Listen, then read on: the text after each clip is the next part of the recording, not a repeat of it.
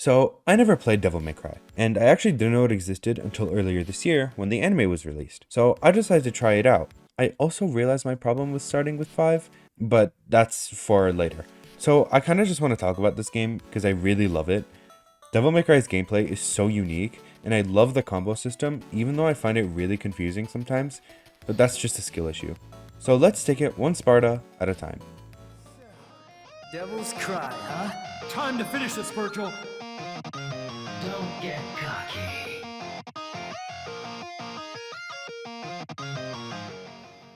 In Devil May Cry 5, Nero steps into the spotlight, becoming one of the 3 playable characters, and arguably the emotional core of the story.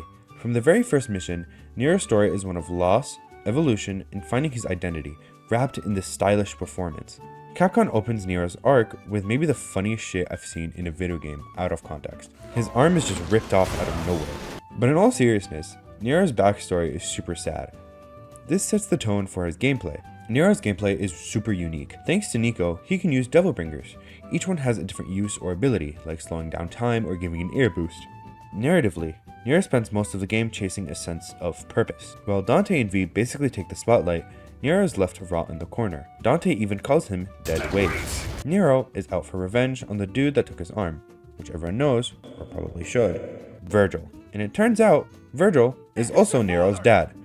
So, yeah, that happened. But instead of running, Nero decides to put a stop to Dante and Virgil's fighting, triggering his own devil trigger, finally being realized as part of the Sparta family. If Nero represents the useful rise of a new generation, then Dante is the weary, unbreakable legend, still fighting and still standing, but with the weight of a lifetime of battles on his back. While the younger characters search for identity, Dante's story is all about responsibility. When Dante enters the scene, though his wit and flair are still intact, there's a heaviness to him. He's older, more grounded, and visibly tired. Early on in the game, he's asked to do a gig to kill Horizon, but we know he knows it's Virgil. Dante in Devil May Cry 5 is just as badass as ever, with his massive arsenal of weapons. He's got swords, guns, a motorcycle, a hat, nunchucks, just your everyday weapons. Dante's combos are especially fun to do because he has so many different types of weapons, and it makes him super fun to just mess around with. And even later on, when you unlock his devil trigger, he's basically just a one-man army and can one-shot any low-level enemy. Dante's arc is ultimately defined by his relationship with Virgil. After Nero steps in to stop their final duel, Dante steps aside. For a man who's always shouldered the burden alone, this is growth.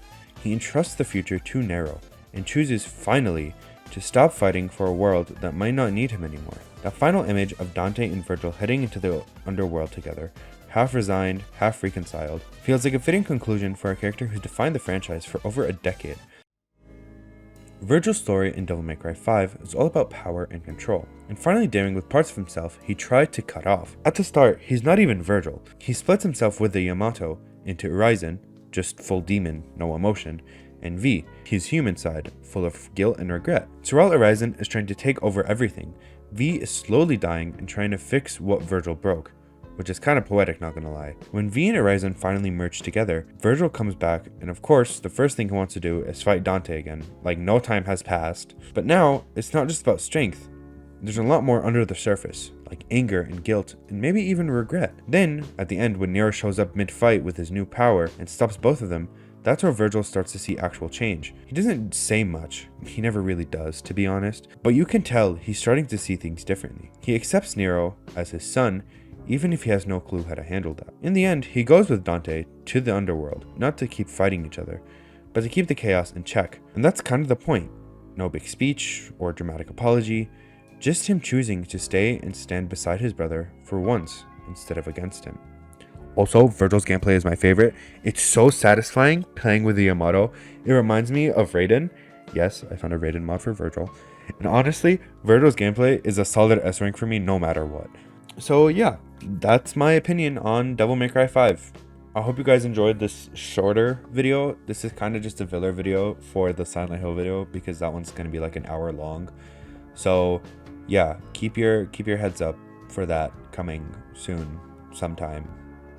I don't know, at some point. So yeah. Bye-bye.